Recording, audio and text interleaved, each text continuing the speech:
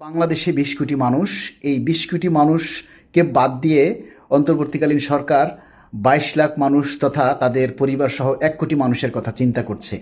বাকি ১৯ কোটি মানুষ একই বাজার থেকে বাজার করে।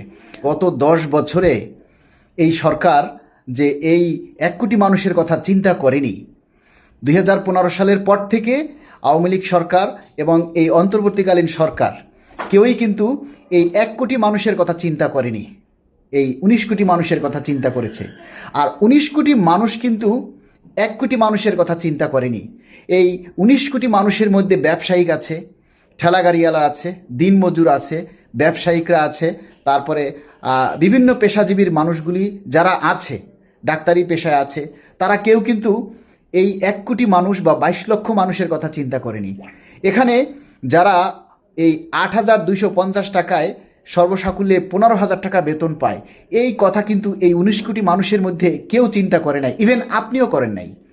আপনি বলছেন একই বাজার থেকে বাজার করে, তাহলে আপনার মধ্যে যদি সেন্স থাকে আপনি তো বলতে পারতেন যে আজকে যে ১০ টাকার রিক্সা ভাড়া আজকে ৫০ থেকে ৬০ টাকা নেয়, একটা লোকাল বাসে আজকে ২০-৩০ টাকা নিচে ভাড়া নেয়।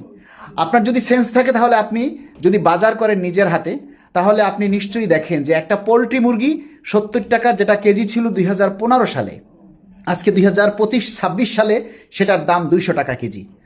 আপনি যদি নিজে বাজার করেন, নিজে যদি কখনো তেল কিনে থাকেন, সয়াবিন তেল, তাহলে ১ লিটার সয়াবিন তেল ২০১৫ সালে ৭০ টাকা ছিল, আর আজকে আপনি কিনছেন ২০০ টাকায়, ১৯০ টাকায়। এভাবে প্রত্যেকটা পণ্য, ইভেন আপনি যদি এই দাড়িমোছ কাটতে যান সেলুনে, সেখানেও দেখবেন যেটা আমরা ২০ টাকায় কাটছি ২০১৫ সালে শেভ করছি, আজকে ২০২৬ সালে সেই শেভটা করতে গেলে ৭০ থেকে ৮০ টাকা লাগে। এই চুল কাটতে ১০০ টাকার উপরে লাগে। যে জুতা সেলাই করছি ৫ টাকায় ২০১৫ সালে, আজকে ২০২৬ সালে সেই জুতা সেলাই করতে ৩০ টাকা লাগতেছে। তাহলে আপনার তো বোঝা উচিত ছিল এবং আপনার তো বলা উচিত ছিল যে সরকার এই ১৫ সালের বেতন দিয়ে সরকারি কর্মচারীরা আসলে কিভাবে চলে, তাদের তো বেতন বৃদ্ধি দরকার। এই যে ১৯ কোটি মানুষ কোনো না কোনোভাবে তাদের ন্যায্য পাওনা, আজকের দিনে যে মজুরি সেটাই তারা আদায় করে নিচ্ছে।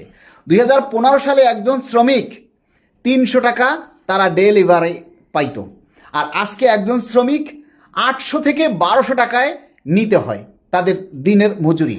আর আজকে একজন সরকারি কর্মচারী ৮,২৫০ টাকা স্কেলে কয় টাকা বেতন পায় আপনি একটু হিসাব করে তারপরে আবার আপনি ৭১ টেলিভিশনে আরেকটা সাক্ষাৎকার দিবেন যে আমার ভুল হয়েছে, না এই ১ কোটি মানুষের কথাও সরকারের চিন্তা করা উচিত। কারণ এই ১ কোটি মানুষ যারা রাষ্ট্রের উন্নয়নের জন্য কাজ করে, এই ২২ লক্ষ সরকারি কর্মচারী যারা রাষ্ট্রের উন্নয়নের চাকা সচল রাখার জন্য কাজ করে, এই ২২ লক্ষ মানুষের মধ্যে কিন্তু পুলিশ, র্যাব, বিজিবি, আর্মি, সেনাবাহিনী সব আছে, সবাই সেবা দেয় সরকারকে। এই ২২ লক্ষ মানুষের মধ্যে পুলিশ কনস্টেবল আছে, সেনাবাহিনীর সৈনিক আছে, র্যাবের লোক আছে, বিজিবির সদস্য আছে যারা সীমান্তে পাহারা দেয়, এরাও কিন্তু ওই ১৫-১৬ হাজার টাকা বেতন পায়। তারা আজকের ২৬ সালের বাজার মূল্য কিভাবে ১৫ সালের বাজার মূল্য দিয়ে কিনবে?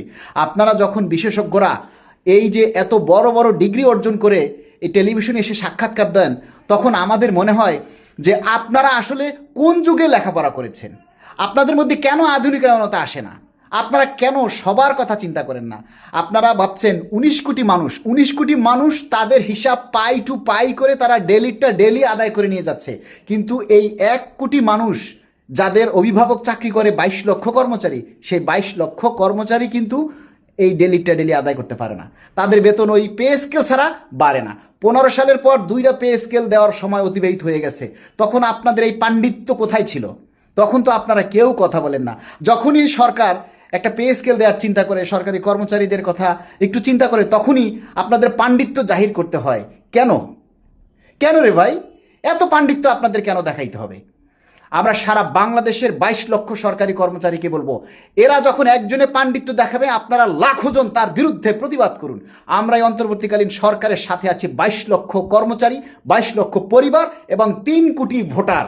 আমরা এই অন্তর্বর্তীকালীন সরকারের সাথে আছি, সবাই সরকারের পক্ষে।